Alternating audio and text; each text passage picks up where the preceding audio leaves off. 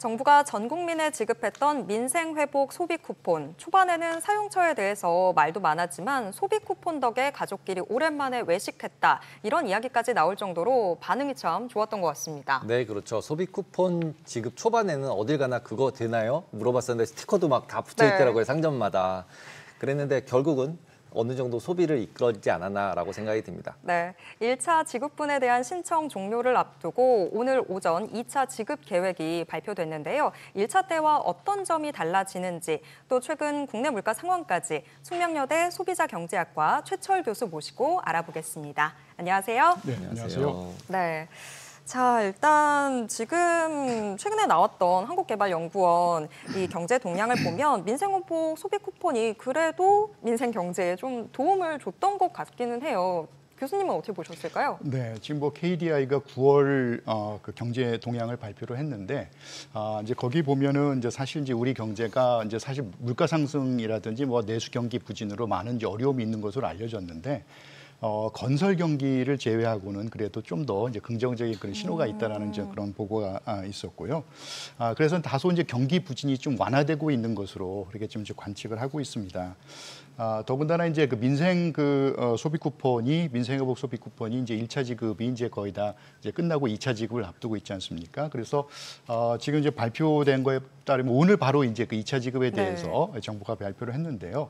1차 지급분에 대해서는 뭐 약간 뭐 98.9%의 뭐 신청률이 지금 기록됐다고 하니까 이게 21년도 그 재난지원금 당시보다는 다소 조금 높은 수치라고 해요. 그렇기 때문에 아무래도 지금 뭐 물가 상승으로 어려움을 겪고 있는 가게에서 소비자들이 좀 더 적극적인 그런 신청을 하지 않았나 또 이런 생각을 좀 해볼 수가 있겠습니다. 지금 이제 민생 소비 쿠폰 이제 2차 나오잖아요. 그러면 그 2차 부분들이 실질적으로 지금 1차보다 어떤 방식을 어떻게 주겠다는 거예요? 사실은 이제 이미 처음에 1차, 2차 나눠서 주기로 이미 발표를 했었고요.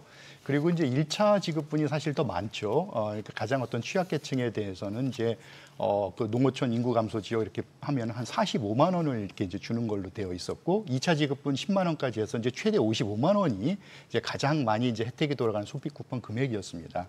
2차 지급분은 이제 누구나 다 이제 10만 원을 받게 되고요. 이제 금액적으로 보면 사실 이제 좀 다소 적은 규모이기도 하죠. 그렇지만 이제 1차 지급에 이어서 추가로 또 이제 이 10만 원을 주는데 여기에 대해서는 이제 1차에 모든 국민이 다 받았다라고 한다면 아마 이제 다 발표로 아시겠지만은 그 상위 10%를 제외하고 이제 90% 국민에게 준다 이렇게 지금 되어 있고요. 그 발표 내용을 이제 보면은 이제 조금 세부적인 그런 그 추가적인 개선 내용도 있고 그리고 지급 대상이 과연 누구냐에 대해서도 좀 세부적인 그런 내용들을 좀 발표한 것이 있습니다. 네. 물가 이야기도 좀 해볼까요? 이제 벌써 다음 달이면 또 추석입니다. 저희가 꼭 하게 되는 이야기가 장바구니 물가 이런 부분인데 지금 신선식품 물가가 올해도 이미 굉장히 높은 수준에 있는 것 같습니다. 교수님 어떻게 보세요? 네, 지금 통계청에서 매월 이제 소비자 물가를 발표를 하는데요. 그러니까 소비자 물가라는 것은 뭐 소비자들이 대부분 이제 구매하는 그런 뭐 수백 가지 품목을 다 종합 집계한 것이죠. 그래서 전체 소비자 물가 지수는 그래도 조금 이게 그 상승폭이 이제 점점 둔화되는 그런 추세이고요. 그래서 가장 최근에 발표된 8월에 보면은 이제 전년 동월 대비 1.7% 소비자 물가 상승률을 이제 보였습니다.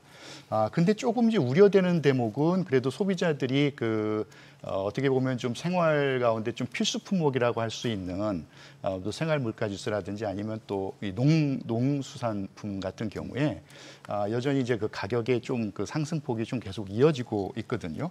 농축수산물 같은 경우는 사실은 전년 동월 대비 4.8%를 기록했으니까 사실은 전체적인 물가에 비해서 상당히 좀 비싼 걸로 이렇게 지금 나타나고 있는 것이죠.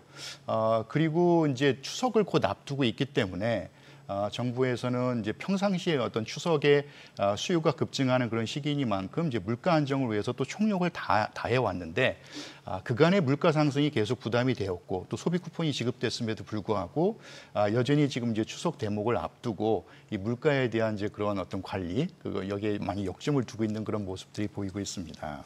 조금 아까 저희가 이제 2차 쿠폰 얘기했었잖아요. 예. 근데 이제 2차 같은 경우 아까 90%라고 얘기하셨는데. 네. 그 90%를 준다는 얘기 그 10%가 내가 들어갔는지 안 들어갔는지가 제일 그렇죠. 저는 그냥 궁금하거든요. 예, 맞습니다. 그럼 못 받으면 나는 10% 안에 있는 사람이야. 뭐 이렇게 자부심으로 그냥 떼워야 되는 건가요? 그렇죠. 사실은 이 부분에 대해서도 그 선정 기준을 처음에 당초 이제 그 예고했던 거에서 또 이렇게 시뮬레이션 같은 걸 해보고 또 좀 심혈을 좀 기울여서 오늘 이제 발표를 한 것으로 보입니다. 일단은 그 6월 18일 가구를 기준으로 하는데요. 그 6월 18일 기준으로 주민등록상 되어 있는 가구를 이제 한 가구로 이제 보게 되고요. 그리고 우선적으로 그 자산 기준으로 고액 자산가 가구를 좀 배제하도록 그렇게 하고 있습니다. 그래서 이제 그 재산세를 납부할 때 이제 그 보통 부동산 가지고 재산세를 내게 되는데 그게 이제 과세 표준이 12억 원이 넘거나 아니면은 이제 금융소득으로 해서 종합과세되는 게 2천만 원이거든요, 연간. 그 2천만 원이 넘는 가구를 일단 배제하는 것으로. 네, 그 가구는 이제 배제하는 것으로 이렇게 하고 있고요.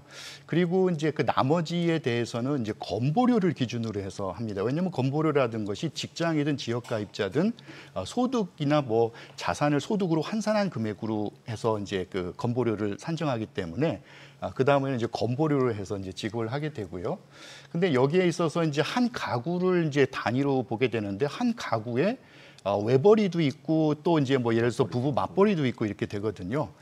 그래서 다소득원일 때는 조금 더 그 기준을 좀 완화하는 것으로 이렇게 발표됐습니다. 지금 그 세부적으로 이제 정부의 발표안을 보면 그 외벌이 가구나 다소득원 가구에 대해서 그 가구 원수별로 직장일 때 그리고 이제 그 의료보험 가입이 이제 직장일 때 그다음에 지역일 때 또 혼합일 때 왜냐하면 한 가구에 직장도 있고 또 지역 가입자도 있을 수 있거든요. 그때 기준 금액들을 지금 제시를 했습니다. 그래서 그 기준 금액대로 이제 그 금액이 충족이 되면 그러니까 그 건보료 그 이하 금액이 되면 이제 받을 수 있는 것으로 그럼 10만 원 받는 거예요? 10만 원 받는 겁니다. 예.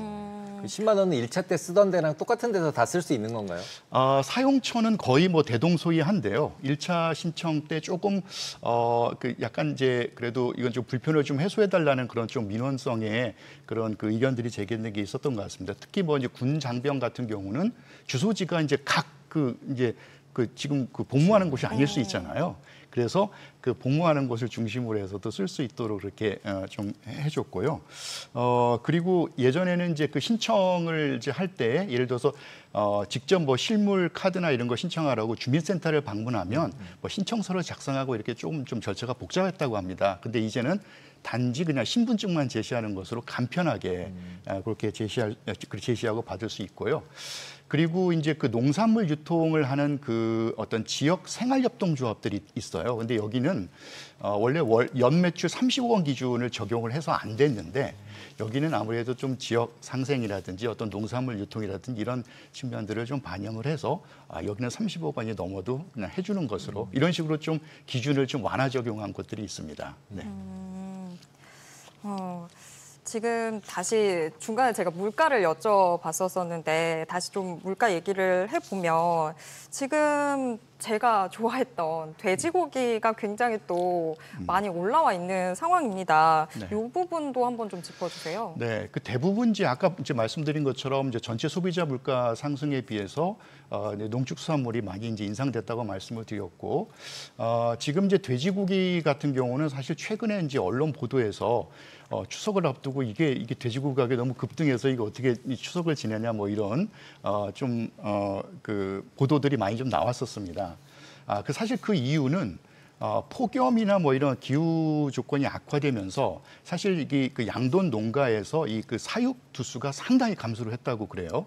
이게 지금 통계를 보면 6월 통계로 보면 상당히 그 사육 마리수가 지금 감소한 것으로 나오는데 아무래도 이렇게 사육 마리수가 감소를 하게 되면 당연히 이제 돼지고기 가격이 오를 것이 아니냐 이런 전망을 하게 되죠.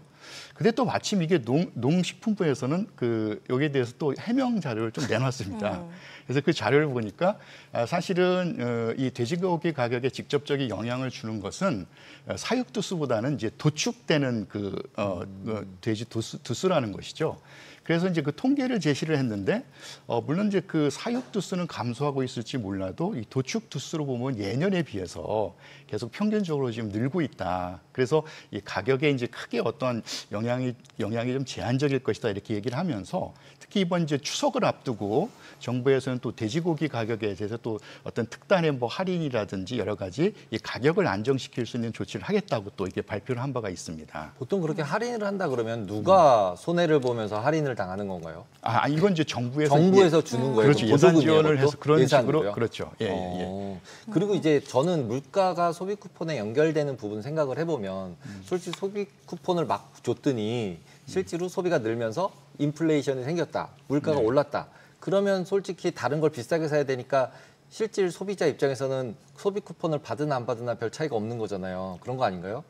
글쎄요. 근데 이게 소비 쿠폰에 대해서 네. 이제 뭐 여러 가지 뭐 지적이 있겠습니다만은 일단은 지금 아까 제가 자세히 설명 못 드렸지만 그 KDA에서 발표한 네. 그런 자료들을 보게 되면 실제로 그 민간 그 소비자나 아니면은 이제 그 생산 부문에서 사실 그 심리적인 그런 지수들이 많이 개선된 것으로 지금 나오고 있습니다. 왜냐하면 심리 지수라는 것은 실제로 이제 그 소비자들이나 아니면 그 기업인들에게 이제 그 동향 조사를 하는 거죠. 설문 조사를. 근데 이제 그게 어떤 응답하는 사람들이 각각 소비자이고 기업인들이다 보니까 이제 각자가 가지고 있는 정보에 따라서 뭐 현재 상태와 또 향후 전망에 대해서 이렇게 그 응답을 그냥 하게 되는데요. 그게 지수가 보통 100을 넘으면 상당히 그래도 이제 긍정적인 그런 신호로 받아들이는데 소비자 동향 지수에서 그 종합 산출되는 그 소비자 심리 지수는 사실 지금 100을 넘어섰고요. 그리고 사실 이제 7월부터 소비 쿠폰이 지급이 됐는데 이게 사실 조금 상승했습니다. 그리고 이제 역시 소상공인을 중심으로 조사한 그 BSI라고 그 소상공인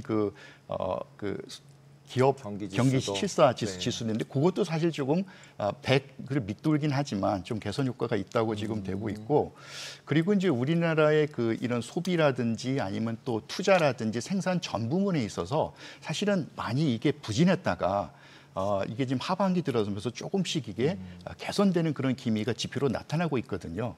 그래서 소비와 뭐 생산과 뭐 투자가 같이 좀 증가 그런 신호를 보내고 있다고 해서 상당히 좀 긍정적으로 이렇게 좀 기대를 갖고 있는 모습도 보입니다. 근데 차트 보니까 소비자 물가가 떨어지고 있는데요.